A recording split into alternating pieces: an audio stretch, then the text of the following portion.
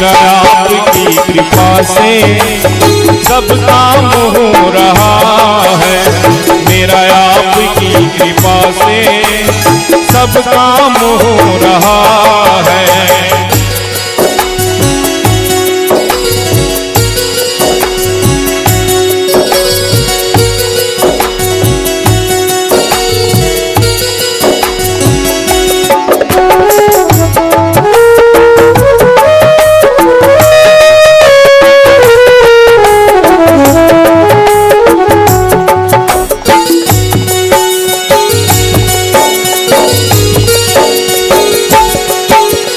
पतवार के बिना ही मेरी नाव चल रही है।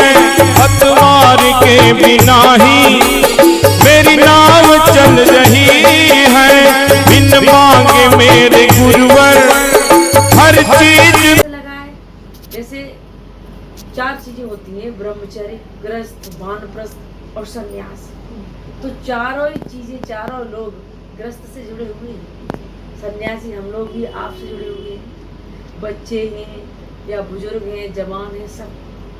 तो आप लोगों का सबसे पहला काम एक तो होता है हमारे संस्कार, पिछला हम लेके आते हैं, और दूसरा होता है पुरुषार्थ, कहते हैं इस जन्म के कर्म। तो संस्कार का भी चैप्टर अभी थोड़ी देर के लिए हम रोक रहे हैं, बाद में बताएंगे। मान लीजिए हमारा बचपन से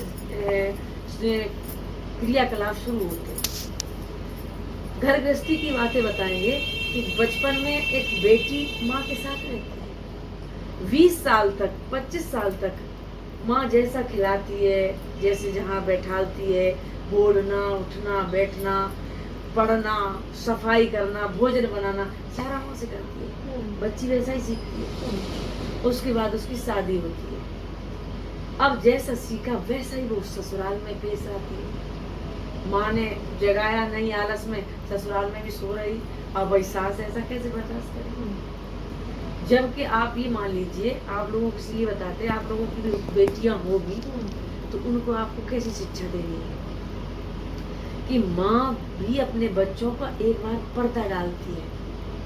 लेकिन सास क्या चाहती है कि सास चाहती है कि मेरी बहू इतनी ट्रेंड हो जाए कि अभी और मेरे मरने के बाद फेल ना हो, समाज में, गांव में, शहर में, मोहल्ले में बिल्कुल परिपक्व हो जाए। तो वो उसे टोकती है। जिस चीज को माँ ने नहीं टोका वो सास टोकती है, लेकिन बेटी को वही बुरा लगता है और वो सीधा कह देती कि मेरे माँ ने ऐसा कभी नहीं कहा। जबकि वो बात उस माँ को कहनी चाहिए थी जो सास टोक रही है। बेटी सो रही है, बेटी कभी नहीं, बेटा रहने दो, हम चाय बना लेंगे, हम भोजन बना लेंगे। ठीक है, बनाओ, पढ़ने वाली बच्ची, लेकिन सिखाओ भी।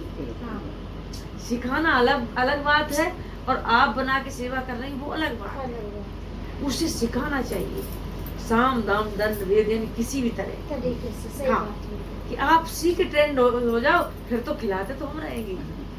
आप वहाँ जाओगी तो उन्हें अच्छी शिक्षा दो। और जब हम शादी तो सभी करते, ससुराल में जाती हैं, अब उन लड़कियों को ऐसी शिक्षा दो कि मेरे हम तो है ही माँ बाप, आपको माँ बाप दूसरे भी मिल रहे हैं। लेकिन आज की लड़कियां क्या कहती हैं, भाई पति तो मिले लेकिन माँ बाप न मिले। वो ये भूल जाती पति पैदा कहाँ से होगा जब माँ बाप नहीं होंगे। तो भाई हम अपनी मम्मी को जितना चाहते हैं तो भाई पति भी तो अपनी मम्मी को चाहता होगा। बिल्कुल। तो हमें पति के साथ साथ उसकी मम्मी पापा ससुराल को भी चाहना चाहिए। ये बेटियों को शिक्षा है।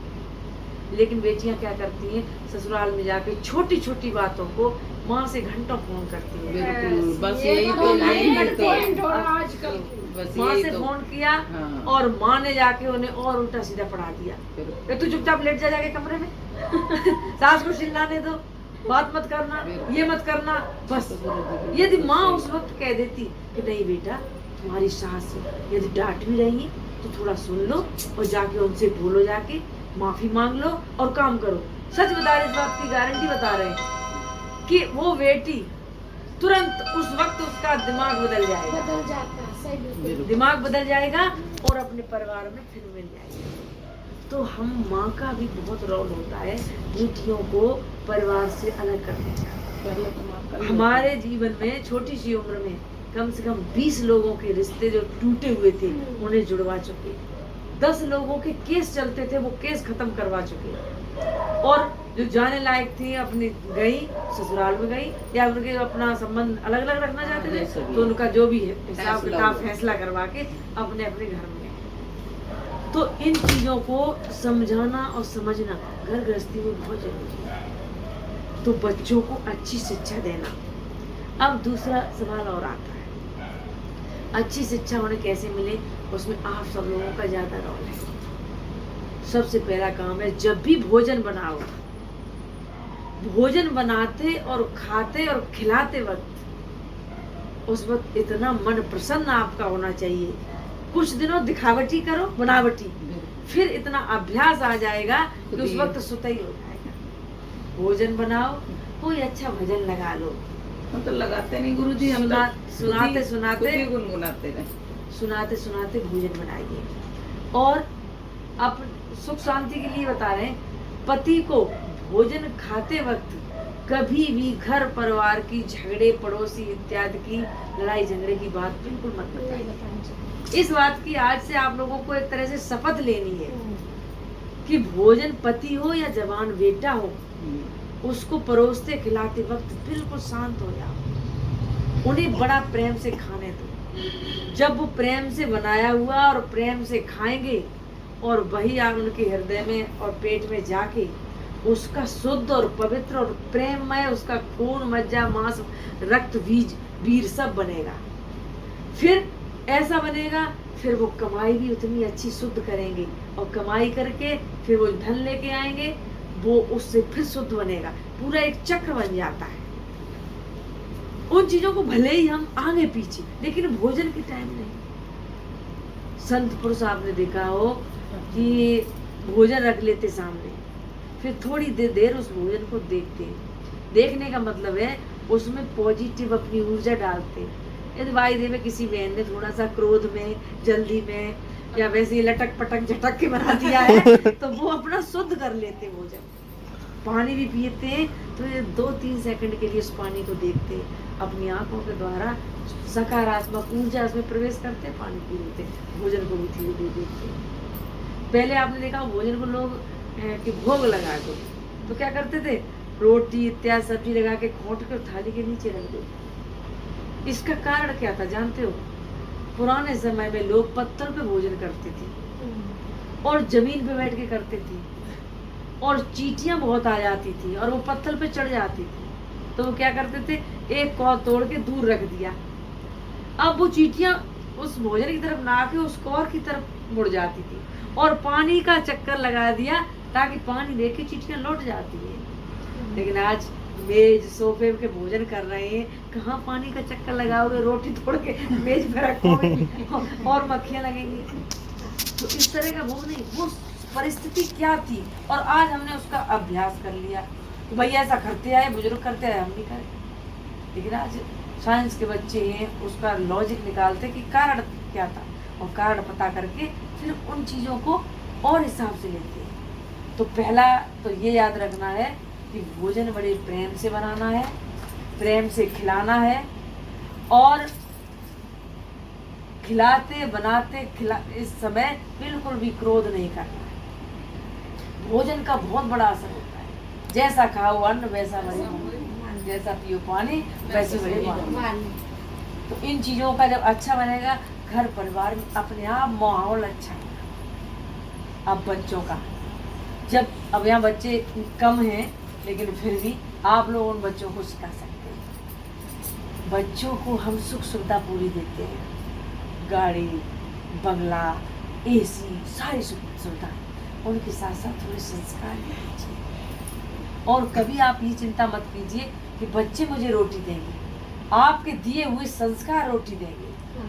उनमें जब अच्छे संस्कार दोगे, धन तो वो खुद कमा लेंगे, अच्छे संस्कार दोगे वो धन और बड़ी ईमानदारी से और कमाएंगे। तो अच्छे संस्कार सबसे पहले ये है, छोटे छोटे बच्चों में सिखाइए। आपके घर में कोई अतिथि आ रहा है तो बच्चों से कहिए कि कोई आया है, उन्हें नमस्ते कीजिए, उन्हें बैठाइए। यदि हम ना भी घर पे हों बड़े बच्चे हैं, तो ये मतलब हिदायत देनी चाहिए माता पिता को कि अपने घर से कोई भी भूखा या प्यासा न चला जाए, ध्यान रखना। घर में बहुत फ्रिज में सामान पड़ा रहता है, लेकिन हमने ज्यादातर क्या देखे, बच्चे दरवाजे पे दरवाजा खोला, कौन अंकल जी आए, अपने ही घर पे, और बाहर से ना उनके सामने दरवाजा मारा, अंकल जी आए, पड़ोसी आए, बराबर ही कहते, वो क्या कहते, बताओ बच्चों को कैसे संस्कार दिए। और वही बच्चा दरवाजा खोले, अंकल जी नमस्ते, आइए अंदर आइए, बैठिए, जान पहचान के हैं ना, और वो जानता है अच्छी तरह पिताजी के दोस्त हैं, आइए बैठिए, पानी ले आया, फिर कह दिया कि पिताजी तो घर पर नहीं है, आप ये कुछ बात हो तो हमें बता दो, हम बता देंगे, या और कोई बात है अपना देख लेंगे। इतने में ही वो व्यक्ति कम से कम 10 जगह कहेगा जाके कि फलाने सिंह के बच्चे थे, ऐसे बड़ा, हालांकि उतने में कुछ नहीं हो गया, कुछ खर्च भी नहीं हो गया। तो ऐसे संस्कार हम माता पिता अपने बच्चों को दें, और इतने में वो आशीर्वाद और दे गए, और पैर और छू लिए, तब तो कहना ही क्या है। क्योंकि हम लोग यदि मंदिर मस्जिद में झुक जाते हैं, सर पैर छूते हैं, तो यदि जिंदा के छूए तो सर पे हाथ रखेगा और सुखी रहो बेटे, उसके हृदय से ये दुआ निकलेगी। मंदिर में हम प्रणाम करते हैं मूर्ति के सामने, बदले में कभी जवाब नहीं मिला, लेकिन यदि एक व्यक्ति के हम प्रणाम करें और वो एक बार भले ही गुस्सा है या लड़ाई हुई हो न करे, 2 बार करो, लेकिन तीसरी बार में निश्चय ही आपकी प्रणाम लेगा और आशीर्वाद देगा।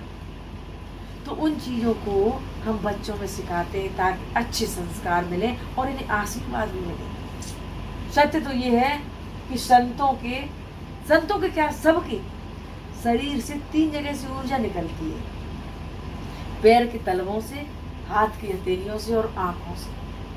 लोग कहते नहीं कि गुरुजनों को लाते हैं कि प्रभु हमारा भी घर पवित्र कर दो, यानी वो चरणों से घूम जाएंगे, रोम रोम जगह कड़ कड़ पवित्र हो जाएगा। क्योंकि संत पुरुष ध्यान करते, साधना करते, उस बाहर बिखरी हुई एनर्जी को इकट्ठा करते हैं, और वो जब जो उनके चरण जहाँ पड़ जाएं, वो घर पवित्र हो जाता है, सोना हो जाता है। और आपने प्रणाम किया, उन्होंने सिर पर रख दिया हाथ, तो कहना ही क्या, मेरा शरीर पवित्र हो गया, और दृष्टि आप पे नजर डाल दी, तो उनकी आंखों के द्वारा जो उनकी ऊर्जा है वो आप पे पड़ती है। अब हम ऐसे कैसे कौन से कार्य करें जो हम इन तीनों का ही लाभ ले सकें। तो संत बड़े, यानी कहते नहीं कि पारक और संत में बहुत अंतर हो जान, वो लोहा सोना करे, संत करें आप समान। संत की ये विशेषता है कि अपने जैसा कर देते हैं, संतों की सानिध्य में रह के उन जैसे हो जाओ। तो उन जैसा बनने के लिए थोड़ा सा मुझे भी बदलना पड़ेगा, त्याग करना पड़ेगा, उनकी संगत करनी पड़ेगी। संगत से वो उन जैसे गुण अपने आप आ जाएंगे। और साधु कैसे हो कि साधु ऐसा चाहिए पक्का हो के खेल, कच्ची सरसों पेरिए खली होए नाते। जो कुछ कच्चे साधु हो जाते हैं, किस कारण? अब आपने तो सोचा कि बड़े बाहर दाढ़ी वाड़ी वाले हैं, बड़े सुंदर सजे हुए हैं, माला टोपी सब डाले हैं, आइए प्रभु आइए, और वो वासना में लिपटे हुए हैं, वो कारणवश साधु हुए हैं, वो धन के लालच में साधु हुए हैं, तो उनकी निगाह धन पर जाएगी। मान सम्मान के लालच में साधु हुए, घर में तो सम्मान मिला नहीं, तो वो हमेशा यही चाहते कि हमें मान सम्मान मिले, हमारी नाम बढ़ाई हो, हमारी लोग तारीफ करें। जबकि शिष्य का धन लेते हैं और बदले में उन्हें सुख नहीं देते कि हरें शिष्य धन सुख न हरें, सो गुरु घोर नरक में पड़े। कि उनसे धन तो ले लेते हैं चिकनी चुपड़ी बातें करके, लेकिन उन्हें न तो आत्म शांति देते हैं, न उन्हें 4 ऐसी बातें बताते हैं जो उनका जीवन कल्याण।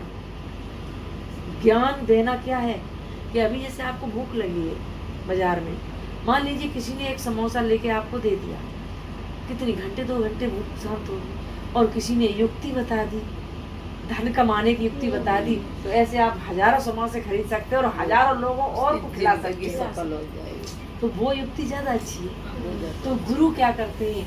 गुरु तुम्हारा अंधकार खत्म करते हैं। जो सच्चे संत होते हैं, जो किसी कारणवश साधु नहीं बने, जो सिर्फ ज्ञान के लिए साधु बने, जो मान सम्मान के लिए साधु नहीं बने, घर से परेशान होकर साधु नहीं बने, बच्चों से डांट या पिटके साधु नहीं बने, वो ज्ञान देते हैं और ज्ञान प्राप्त करते हैं। ऐसे संतों को जब हम घर में लाते हैं, उनकी वाणी सुनते हैं, तो मेरे जीवन में परिवर्तन होता है। अब जब ये चीजें हम समझ लेते हैं तो धीरे धीरे सुख और शांति आने लगती है। फिर क्या है, आप लोग चलो जो पूजा पाठ करते हो, आपने अभी जो सीखा है, जब गुरुजी नहीं मिले थे तो हम भी करते थे। मेरी भी पूजा की अलमारी में बहुत मूर्तियाँ भरी हुई थी, कभी कभी तंग आ जाते थे। अपनी पूरी बात बता रहे, हम माता जी ज़्यादा पूजा करते थे, मम्मी। हम तो पढ़ाई में पढ़ते हैं कि ईश्वर एक है, और हमारी पूजा की अलमारी में ईश्वर 15 रखे हैं। मतलब कंफ्यूज था दिमाग में, भाई कोर्स में पढ़ते हैं हम तो, पढ़ने लगे वाले बच्चे। तो मम्मी मेरी बात समझ में नहीं आती है, इसको पूछती कभी उसको पूछती है, ये न नाराज हो जाए, वो न नाराज है, इसका भी नाम ले ले, इसका भी 40 पढ़ ले, इसकी भी आरती कर ले। परेशान हो जाते हैं। और हम पढ़ते हैं कि ईश्वर एक है, और इसमें बहुत रखती है। लेकिन फिर भी जबरदस्ती मम्मी के कहने पर व्रत भी रहते थे, पूजा भी करते थे, लेकिन अंदर अंदर प्रश्न चलता है। गुरुजी वहीं मिले करेल आश्रम में, यानी कि पिताजी बहुत ज्ञानी थे। जबकि ये कहिए कि गुरुजी करेल आश्रम पे आए, सबसे पहले वो ही गए थे, और उन्होंने गुरुजी को ऐसे कैच कर लिया, उनकी एक एक वाणी को, और गुरुजी को गांव में लेके आए। पूरे गांव ने दीक्षा ली कुछ ही दिनों में। और ये लोग तो बहुत छोटे से, मतलब 11 साल की थी जब दीक्षित हुई थी। हाँ, अब ये है कि यहाँ माहौल बदल गया, अब जा भी नहीं पाती है।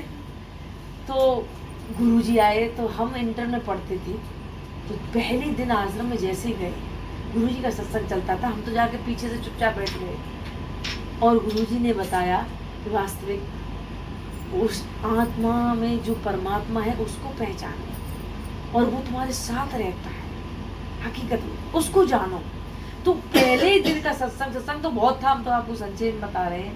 एकदम जैसे कपाट खुल गए वहाँ, और देख हम तो पता नहीं कहाँ फंसे थे और क्या करते, आज दिन तक कुछ नहीं मिला।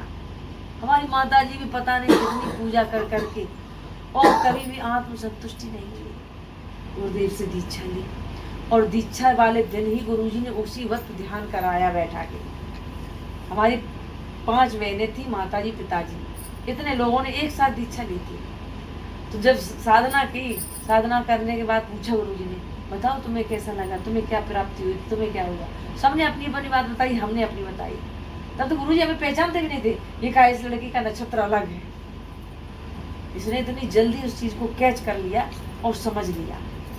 धीरे धीरे बीए की पढ़ाई पूरी हुई, और गुरुदेव से पूरा मतलब फेज ले लिया। और तब यही उद्देश्य मेरा था कि भजन करना और जन कल्याण करना। जैसे बहुत पुराने समय में सती प्रथा थी, उसको खत्म किया। बाल विवाह करते थे बच्चों को छोटा छोटा, उसको खत्म किया। और इतनी भांत भांत की मतलब प्रथाएं थी। कुछ लोग ऐसा करते थे, पहले बच्चे को नदी या नहर में बहवा देते थे, हाँ उसको सौंप दो। कुछ लोग और मनोकामना पूर्ण करने के लिए पहले बच्चे की बलि तक चढ़ा देते थे। ऐसी तक प्रथाएं गलत थी। उनको हमारे ऐसे महापुरुष पैदा हुए जिन्होंने खत्म किया। आज भी हम सब लोगों को और कुछ सुधरने की जरूरत है। हमें बहुत से लोग भ्रमित करने वाले हैं। हमें हकीकत में, आपको सत्य बता रहे हैं कि हमसे धन खींचने के लिए हमें उल्लू बनाते हैं कि किसी तरह इन्हें भ्रमित करें। अरे तुम्हारे साथ ये हो जाने वाला है, तुम्हारे साथ ये होगा, तुम्हारे बेटे के साथ ये होगा, पति के साथ ये होगा। हम डर जाएं। अब बताओ महाराज जी क्या करें, हम कुछ मंत्र पढ़ देंगे, कुछ ऐसा कर देंगे। अरे भाई जो भाग्य में लिखा है या होगा, उसको 4 अक्षर तुम पढ़ दोगे, उससे क्या होगा? कुछ नहीं चलेगा। एक मूर्ति में प्राण प्रतिष्ठा करने वाला व्यक्ति अपने घर में चुईया में 1 सेकंड के लिए प्राण नहीं डाल सकता है, और हम और लोगों को भ्रमित करता है। तो मुझे अब भी बहुत कुछ सोचने समझने की जरूरत है, सदमार्ग पे चलने की जरूरत है। जल्दी न समझ में आए को एक बार मनन जरूर करना मेरी बातों का, और आज नहीं तो कल, यानी इस जन्म में नहीं तो अगले जन्म में, आज के 20 साल बाद यदि कोई साधु आपसे कहेगा तो तुम्हें जरूर राधा दास की याद आएगी कि ये राधा दास ने कहा था। हमें भी याद आती है, जब जब नहीं समझती तब ये बातें अच्छी नहीं लगती थी। आज के हालांकि नई उम्र के बच्चे हैं, इनमें भले ही कुछ मान सम्मान का संस्कार न हो, लेकिन फिर भी बहुत ज़्यादा आडम्बरी नहीं है, उन चीज़ों से बाहर निकल के आएंगे। हम संत हैं, हम तुम लोगों को सिर्फ सुखी चाहते हैं कि तुम कैसे सुखी हो, और उस सुखी होने के लिए ये तो संस्कार बताए घर परिवार के कि हमें कैसा चलना है, कैसे बच्चों को संस्कार देना है, और वास्तविक अपनी आत्मा में सुखी होने के लिए ध्यान बहुत जरूरी है।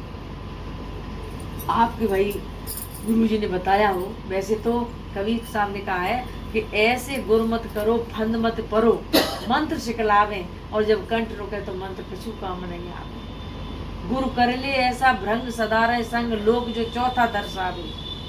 3 लोक तक काल का वासा, चौथा लोक निर्वाणा है, और निर्वाणी कोई सैर करे पैर अखीरी वाला है। जो चौथे लोक का पता होता है वो सदगुरु होता है। 3 लोकों तक तो काल है, मरना है, जीना है, काल से परे जो ज्ञान बता दे, और उस ज्ञान को सुनने और समझने के लिए वाणी। आप सोचो कि कुछ गूंगे लोग होते, बोल नहीं पाते, अब वो कैसे मंत्र जपेंगे? कुछ लंगड़े लोग होते हैं, क्या उन्हें अधिकार नहीं है भजन करने का? बोले भी तो जो ये ज्ञान है जो हम बताते हैं, आप किसी भी परिस्थिति में हो, लूले लंगड़े काने बहरे कैसे हो, फिर भी भजन कर सकते हो। कोई गूंगा है, बोल नहीं सकता है, फिर भी उस भजन का करता है कि तेरी सोहंग सवारी है सस्ती, जो भुलाने के काबिल नहीं है। हमारी श्वास की सवारी चल रही है, ऊपर आवे नीचे जावे, श्वास श्वास चल जात, संसारी नर समझत नहीं, वृथा में उम्र जवा। पूरी उम्र चली जाती है और कभी हम अपनी श्वास को नहीं देखते। ये सोते वक्त भी बंद नहीं होती है, होती है बात? जब ये बंद हो जाएगी तो फिर ये सोते वक्त भी बंद नहीं होती है। हम कोई काम करते तब भी बंद नहीं होती है। हम अच्छा बुरा कोई भी कार्य करते तब भी बंद नहीं होती है। तो इसको याद करो, और इसको याद ध्यान में कर सकते हो। किसी संतों से वो युक्ति सीखो। अब वो युक्ति सीखोगे कैसे? जब हम गुरु की शरण में आएंगे। शीश गुरु के चरण में नवा करके देख, मानव जीवन तेरा फिर संभल जाएगा। वो युक्ति बता देंगे। विषयों से भरा तेरा पूरा ये तन, सत्संग में न बंधे लगा तेरा मन। गुरु के रूप का रस तो पी कर के देख, तेरे तन का जहर सब निकल जाएगा। अभी आपने भजन एक सुनाया था कि जो गुरु भक्ति करता है उसमें अहंकार, वासनाएं ये बिल्कुल खत्म हो जाती है। ये माया ये मेरी है, ये छूट जाएगी। तन है ये मेरा, ये छूट जाएगा। तो मेरे शरीर में तो सारे विषय वासना भरे।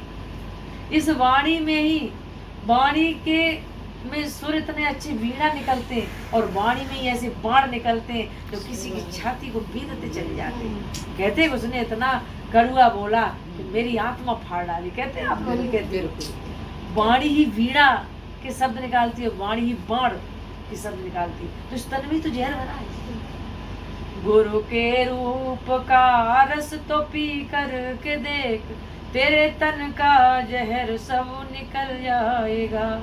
शीश गुरु के चरण में नवा कर के देख, मानव जीवन तेरा फिर संभल जाएगा। रातों को नींद में ही गवाता रहा, दिन भर औरों के दिल को दुखाता रहा। ऐसा करते हो तो वो बंद करना है कि रात को तुम नींद में, शाम को सोए, पूरी रात सोए, और सुबह उठते ही कि कैसे फलाना परेशान हो, कैसे उसको ऐसी बात कहें कि वो ठीक हो जाए। उसे हम तो जवाब दे देते, पूरा जवाब खुल के देते हैं। तो हम ऐसा वाणी बोलते जो दूसरे का दिल दुखे। कभी रातों को नींद में ही गवाता रहा, दिन भर औरों के दिल को दुखाता रहा। कभी दीनों के काम तू आ कर के देख, सुख से हृदय तेरा फिर ये भर जाएगा। कभी गली में खड़े होगी ये भी तो देखो कि कोई मुझे दिखाई दे जाए एक कप चाय पिला दे, कोई मुझे दिखाई दे जाए नंगा भूखा तो हम उसे कुछ दे दें। कोई ऐसा नहीं बुजुर्ग जो उठ नहीं पाता हो तो लाओ हम उठ के उसके रास्ता ही निकाल दें, उसे पकड़ के नल पे खड़े हैं, नल नहीं चलाया जाता चलो हम ही चला दें। कभी औरों के काम आकर देख, फिर देखो कितना सुख मिलता है। मिलता है बिल्कुल। दोष औरों में हर वक्त लगता रहे, खुद को ऊंचा सभी को तू नीचा कहे। ये हर मानव की आदत में है ना, नहीं लड़ाई हो बस हम ठीक थे, वो सामने वाले लड़ाई की, सामने वाले ने गलती की। हर वक्त हर व्यक्ति कभी भी ये नहीं कहेगा कि मेरी गलती है। कभी खुद को भी दोषी बना करके देख, कभी खुद को भी दोषी बना करके देख, तेरे अवगुण सभी फिर निकल जाएंगे। किसी के सामने नहीं तो कमरे के कोने में जाके देखना कि आज जो झगड़ा हुआ इसमें मेरी भी गलती है। उसने एक बार कह दिया, यदि हम दोबारा जवाब न देते तो इतनी लड़ाई नहीं बढ़ती। और जैसे ही हमने महसूस किया कि मेरी भी गलती है तो मुझे गलती नहीं करनी चाहिए, उसी क्षण मेरे अवगुण निकल जाते हैं। सतगुरु के लिए लगन दिल में लगी, शामल सतगुरु से बढ़कर न कोई कहीं। गुरुदेव कह रहे हैं कि यदि सतगुरु से मिलने की लगन लगी है तो सतगुरु से बढ़कर संसार में और कोई देव नहीं, गुरु से बड़ा न कोई देवा।